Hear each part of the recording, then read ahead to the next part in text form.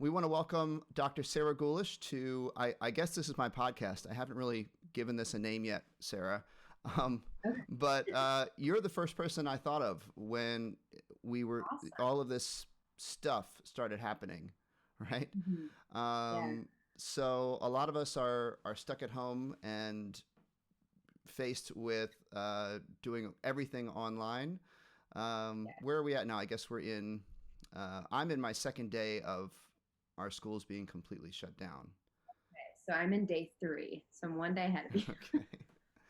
So yeah, I mean, we go way back. I guess at some point we can talk about your full bio, but you're to me you're one of the leading voices in innovation and creativity in teaching. Thank you for saying that. That's really nice of you. Yeah, well, it's Um, true. So, checking out your website, I guess we can lead off with your awesome website, which is called fflatbooks.com, correct? yeah, flat dash books, Oh, right? fflat dash books.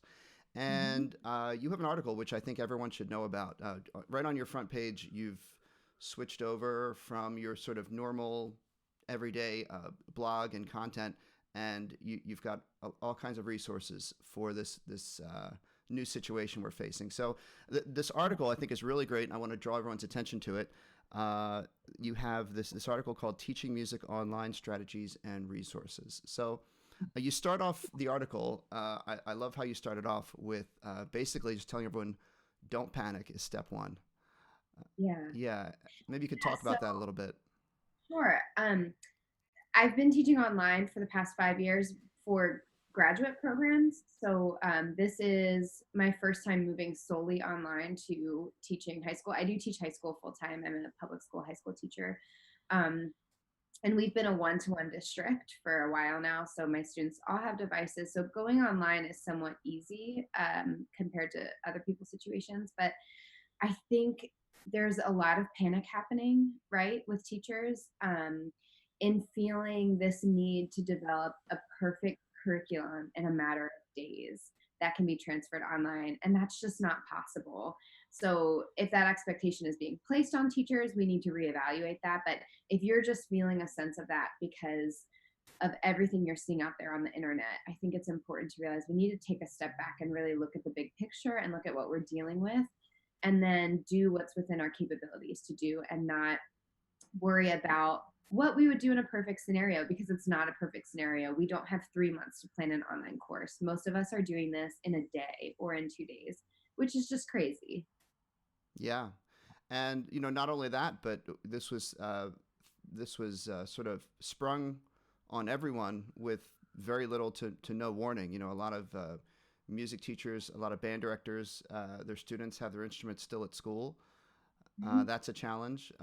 Students might have materials at school. I've seen, a lot of districts are doing these really great distribution programs where they're sending the buses around to get kids the iPads and things that they need. Yeah, and I think for music teachers, I know a lot of elementary music educators, there's been just stress over this because so many of our young students don't have the capacity to be working in an online format. So it's one thing to send home a science packet or a math packet, but how do you send home a music packet? How do you create materials to get kids engaged in music making when so much of a music class has to do with that in person experience? And so I think it's making, in a good way, it's making a lot of us rethink, well, what do we do and what is the core of what we do and what's important? And then how do we translate that into a remote type of learning that we're not used to doing? Yeah, and in fact, in this article, you start off just trying to, allay everyone's fears and try to get everyone to just relax and realize not to put your expectations to the moon. To try to get things done that are going to be doable. And I Mhm. think the first thing you say is to set out just what your main goals are for what you want to accomplish. Yeah. I mean, I'm sure you're in the same boat as a high school director. Within a week, everything changed for me. We were going into musical week. We were supposed to put on Les Mis next week. And I had a competition this week for my orchestra. We're supposed to go to Florida. So all of these big goals that we have that we've been working towards, they're gone now. So what does it look like to change our curriculum? We're not going to be practicing for a competition. That's not going to happen, but there's a reason that we do competitions. There's a reason we do concerts. And so really taking a step back and questioning, what is our main goal for students above everything else, above, the minutia of working on technique and embouchure and all of these different things we do. Why do we do those things? What is our main goal? And then how do we achieve that main goal through a different avenue? So it might not be working on traditional rep. I think I talked about it in here, my guitar class as an example, but one of my goals for my beginning guitar students is that they develop autonomy as musicians. So I can't teach them face to face now every day, but can I put things in place where they learn how to use tutorials, or they use, online tools that they can keep learning while we're not face to face? So I think we really get stuck in the day to day. What am I going to do today? What am I going to plan today? What is it going to look like? And taking a step back and asking those big picture questions shows us what is worth our time and what's really not worth our time right now. Yeah, it's really you know a flipping of the model, uh, where before we're in a model where we've got a set amount of time and a set amount of days at a set schedule, and we're trying to figure out how to best fill that time. And now we're in a situation where we're focusing entirely on what's the most important content, and it's not like we have to set out 40 minutes over a 5-day week. It's winnowing down what's the most important stuff and delivering it in whatever mode works best. Yeah. And also, what is most important that our kids are getting when we do see them face to face? I think a lot of the chatter early on is, well, how can I still have my kids practice and meet these technical goals and all of that, which is great. But what they're not getting is that daily community. And quite frankly, at least in my situation, that's why a lot of kids take orchestra. It's not because they love violin better than anything else in their life. They're not practicing at home, but they love the community of being in an ensemble every day. So really, what I need to work on is building community right now, is still giving them a safe space virtually, and helping them use music as a tool right now. Also, just because we don't know where our kids' heads are at. They need music in their life for so many reasons, but it may not be that they need to perfect this etude right now. They might need to make music to heal, to encourage, to connect with other people. And so, really, our whole mindset about why our students are making music needs to shift.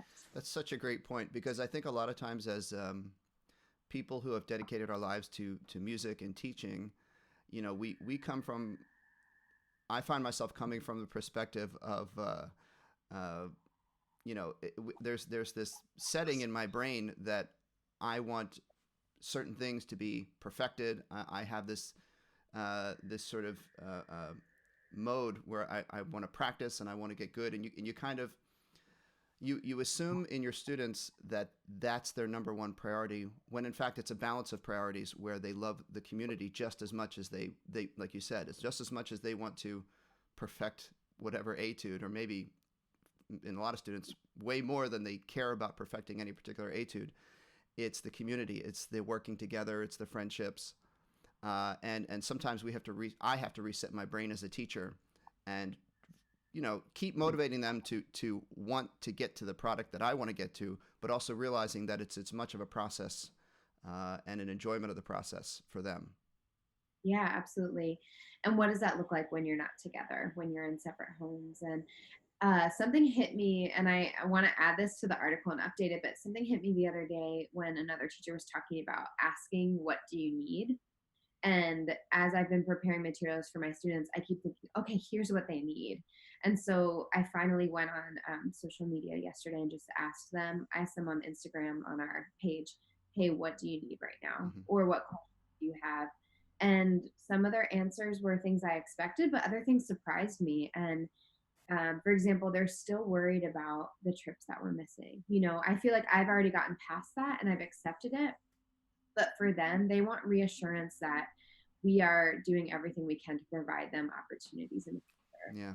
And so I think as teachers, we need to do that as much as possible. And if you teach elementary school, that might look different. That might mean emailing parents and saying, hey, I want to support your children well during this time. What do you think they need? Or if you ask them what they like most about music class, that would be helpful. So I can figure out how to best engage them during this time. Um, and I think when we open the door to what they want and they need, they'll often tell us and they'll give us important insight. And then we can really focus our energies towards that versus just assuming what we think would be helpful. That's a great point. I had not even occurred to me to send some sort of, I've been communicating with my students and the parents, but to send an email or some sort of message to the students, picking their brains. What do you want out of this? Not what do you want, but what ideas do you have? What can I do to help our class have that sense of community? What can I do to support you when we're so out of sorts from our normal routine? Yeah. And I have a good friend. She's also a writer for us, Marissa Gariello, and she teaches in Pennsylvania as well. Mm-hmm. She's a very strong social media presence with her students in high school. And I know this is different for everyone depending on what your school allows and doesn't allow. But she had a virtual meeting with her orchestra officers and asked that question, what do you need? What do you want? And so they decided we want to keep our community strong. And so we're going to use social media as a way to do that. And so every day they're having some meme challenge, a musical meme challenge. And a lot of them are using TikTok or Instagram, and their videos are hilarious. They're amazing. You just get a sense of their community just by looking through their social media page. And as a student, I can imagine that something like that would be so great just to feel like your team is still together. Because I know for me as a teacher, that's the hardest part. I want to see my students' faces. I want to talk to them. I want to hear how they're doing. I want to process this with them. I don't know how it was for you, but every day up until we shut down, they were processing it in my class. They were asking questions. What happens if we shut down? Do you think we'll shut down? And they're missing that too. A lot of them, especially if their parents are working still, they're home and they're not getting an adult in their life who's FaceTiming with them and just saying, hey, it's going to be okay. Things are great. Let's actually make music. Let's do something that can be really gratifying and just forget about all of this crazy stuff happening. And so I think our big question is, how do we keep doing that right now? It's such a great point that you made that I hadn't really thought about. For us as teachers, this is one anomaly in a 30-some year career for, depending on how long, any one of us ends up teaching. But for each of our students, this is half of their freshman year, half of their sophomore year, and especially as we all, can see for our seniors, it looks like may wipe out the rest of their school year. You never know. And seeing it from that perspective, the more we can do to make it special for them, to maintain that unique place that music has in their lives, which is friendship, communities, all those things.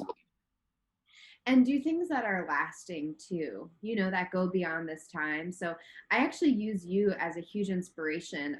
This past year, my students have started creating YouTube tutorials for the younger kids in our district. I saw that. Yeah, it's been really fun. And what excites me about that is if we keep doing that type of work remotely, those are going to last far beyond this year. Those students are not going to be forgotten. They're going to be contributing to our program in a way that's tangible and that's lasting. And those kinds of projects I think are exciting. So when we're thinking about remote learning and virtual learning, think about projects that can build community and projects that can also help others in your program. So if my students are creating tutorials right now, that can help the elementary teacher and that can help the middle school teacher. And we can sort of work together versus just doing isolated little activities here and there that don't necessarily connect to the larger perspective of our program. Yeah, you make some really great suggestions in this article on your website that are, I think, very helpful for teachers that are feeling a little bit underwater with all of this. The first thing you have on your 3 steps is to develop manageable lesson plans. And what do you, maybe just could you say a little bit about that? Yeah. So I think I went through this when we switched to being a one-to-one district. I was a pilot teacher, and so I had to convert all of my curriculum to be on Google Classroom. That's the management system that we use. And I think we can easily see all of these really cool tools, these really cool apps, and decide that, we want to go here with our lesson planning versus really, again, getting to the point of what is the goal of what we are trying to accomplish. So if my goal for my guitar students is to get them being autonomous guitar players, I can develop a lesson plan that is not super complex, is not doesn't have any bells and whistles. It can be a Google Doc that I post on Classroom that gets them playing guitar and learning how to play guitar better. Also, you have to remember that whoever you're working with, whatever students you're working with, they're figuring this out too. So if you give them projects where they have a ton of tools they've never used before, they're working with a new learning management system, and you have these expectations for them, it's going to be so hard for them and quite frankly frustrating. And overwhelming. Yeah, and they don't have a teacher in the room with them that can say, that can guide them through it. So I think all these tools are great. It's great that we're getting free access to websites that some schools didn't have before, but we need to make sure that what we're making is manageable for our own expertise and for our students. I see on all these Facebook forums teachers saying, I want to use this and that. Tell me how to do it. And what they're asking for is something that could be a 3-week intensive course, and so I feel like we just need to recognize what are our own personal limitations when it comes to technology and what's feasible for us to do right now and what's feasible for our students. It's, a two-way street. Yeah, absolutely. And the second point you made is something we talked about already, but you say find ways to connect with your students. And anything on that topic that maybe we haven't mentioned? I mean, I think it's different depending on what grade level you're teaching. Like I said, in the elementary classroom, this might be more communicating with parents. I am a big believer in showing your own musicianship and showing what you're doing alongside students. So for me, what this looks like is today I pushed out like a bingo challenge for my students in orchestra where every day they pick a different task. Some of them are making music, some of them are music listening, some of them have to do with journaling. So all sorts of different activities, but I'm also going to be doing it with them. So they're not seeing me in the classroom in front of them. I'm not talking to them every day. So I need to find some way to share myself with them. And I think that's something we also forget as teachers. We're trying to find great ways for them to do work and give it to us, but they also need us. So they need us to show up to them. They need our reassurance. They need to see that we're still part of the community too. So that's something I'm working on as well. Yeah, I just think, and as you said, it varies by the grade level of the student. Obviously, the ways that you connect your students. I mean, your high school students, you can connect with them with things like these meme challenges and that your colleague is doing. And at the elementary level, it needs to be something different, maybe. One of my colleagues does a lot with Seesaw. Oh, yeah. Yeah, and the students they're loving it. They just posting their videos and being able to share with their friends what they're working on, and whatever forum might be appropriate for your students. And as you said, something that is not going to involve a learning curve so much. Yeah. And also using materials that are made already for you using these platforms. Sometimes if you don't have the capacity of learning a whole new platform and developing lessons for it, you can find other people who are doing that. Like you're talking about Seesaw. I know Victoria Bowler, I think her website is weMakeTheMusic.org. She is creating all of these incredible Seesaw activities for elementary students. And it could be as easy as sending your kids to her website and giving them an activity from her website that she's already created versus you learning the app, learning how to integrate it, putting your project goals in there. So I think that's helpful too, is to really pull from the community. Don't feel like you have to make everything. Be willing to take what someone else made and adapt it. Right. which actually leads us pretty directly into your third recommendation, which is don't be distracted by shiny things, which I think is exactly what we're talking about. Yeah, and I know it's a kind of a weird way to say it, but I just hearing the chatter on all of these forums on Facebook, which I'm really active on, and I have to be because of our business. Part of our company is just providing resources for teachers. So I'm always active on forums looking at what needs teachers have. And there was an influx of use this app, use this. Okay, this is coming for free. That's coming for free. And I highlight that in my article. I try to share those free tools. But you know how it is when you see someone else doing something really great and the immediate thought is, how am I going to do that? Or how am I going to replicate it? Or Note Flight Learn is a great example. I use Note Flight Learn in my classroom all the time, and I have for a while, but it's taken me a while to figure it out to a point where I feel comfortable just pushing out assignments and my students know how to use it. I can't imagine what it would be like for me right now using Note Flight Learn with my students where I'm not face to face with them and expecting them to just figure it out. So that's my way of saying all of these tools are really great, and yes, use them, take advantage of these free resources that are coming out, but also recognize that again, your students want you and they want music, and so that can happen without fancy tools. That can happen in very simple ways. Absolutely. Speaking of creative ways of addressing this um, disruption in our lives, I want to talk about this really cool project that you've begun with Marci Major at Westchester University. Could you talk a little bit about what's going on? Sure. Yeah. So Marcy is one of our authors. She's working on a choral methods textbook that was set to come out this month, but we've sort of put all of our projects on the back burner to focus on free resources right now. So Marcy contacted me last week and said, I have a blog post and I have an idea. How soon can you get it out? And basically, she had this thought and she wrote a beautiful piece on our page about it. She had this thought, we're focusing so much, especially in higher education, get perfect curriculum online in a matter of days. And so instead of focusing on that, we should focus on the problem. And the problem is people will need music right now in ways that they haven't needed it before because people are isolated. There aren't going to be concerts in nursing homes. That's a huge loss. Yeah. There are music teachers in need of resources and they don't have the time to develop them.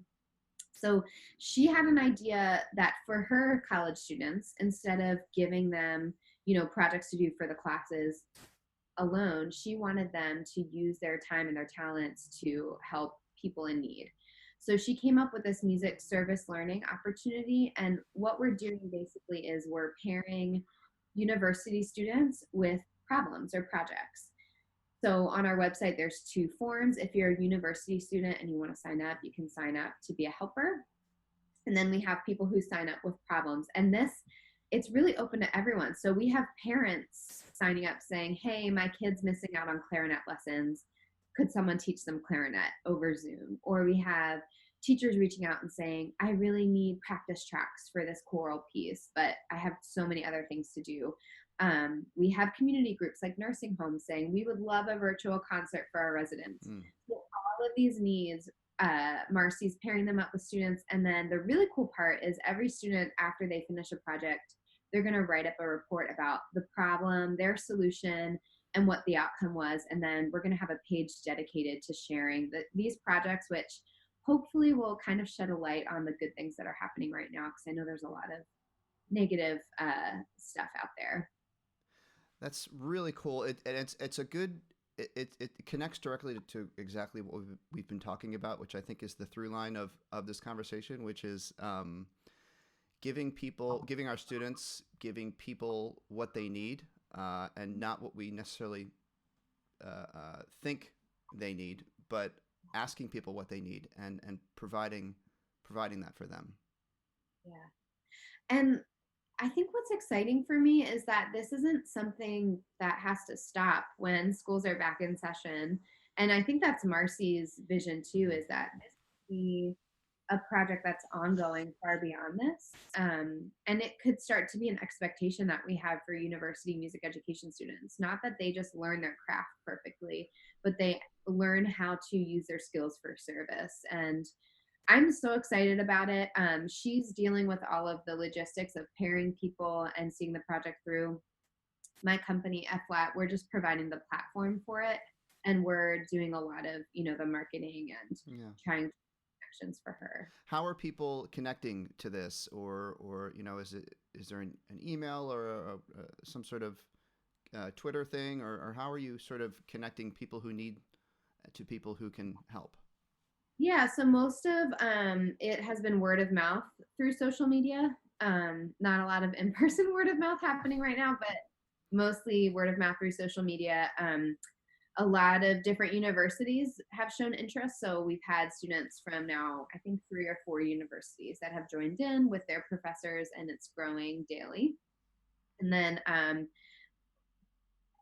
part of what the university students are doing is not only pairing with projects, but they're advocating for others to fill out need forms. So, they're contacting local teachers, they're contacting, all sorts of different folks that might need this service and getting them in touch with us.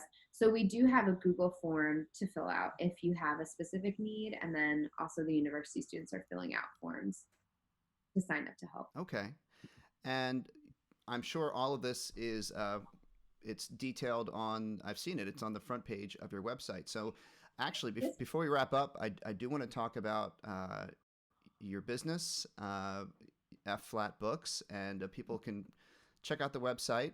You said it's fflat-books.com, right?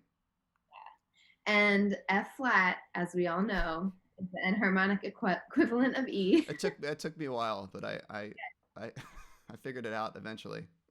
Yeah, so it means ebooks, but it's called F-Flat Books. Right. I launched this company last summer after a year-long sabbatical. I've done a bit of publishing in the past and have been sort of frustrated by the publishing model in music education.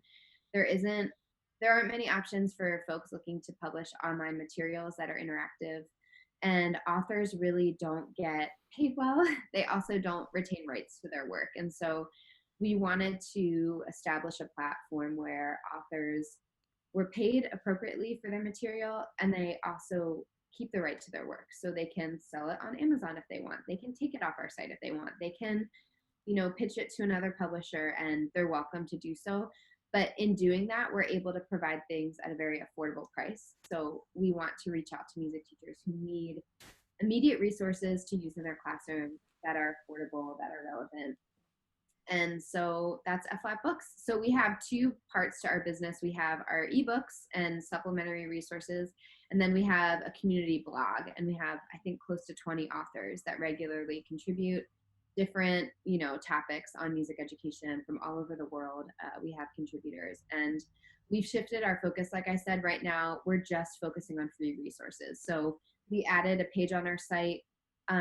Every day I have teachers sending me resources. Everything that's sent to me, I'm putting up there. So we're just seeing this as a big share space where we can download resources easily, post them there, and then hopefully, better help each other in this time. Yeah, and so I want to make sure people. Of course, I'll put the links wherever I post our conversation today. I'll put up the links to fflat-books.com, and folks can certainly go there, check out not only all the great ebooks that you have, but the free resources that you're compiling, which is really awesome. Other ways people can reach you on social media and things like that. Yeah, so I'm most active on Instagram. I'm usually on there every day talking about what we have going on, and that's just at F-Flat Books, FFLAT Books. And we also have a Facebook page, but Instagram is our primary source of connection in terms of social media. Right. Cool. Well, thank you for being a part of the first, whatever this is. I guess this is a podcast. Kind of whatever this is. Yes, but like I said, you were kind of the first person that came to my mind as a great resource in these uncertain times of diving into internet distance education. So thanks so much for being here, Sarah. Thank you, and for all you're doing. We are using your tutorials right now, so all Cool. the content that you have. Thank you so much. And I encourage everyone to check out your website and also your Instagram. Give that Instagram tag one more time. At FLAT Books. At FLAT Books. Okay. Sarah, thanks, and good luck with everything in this new adventure we're on. Yeah, thanks so much.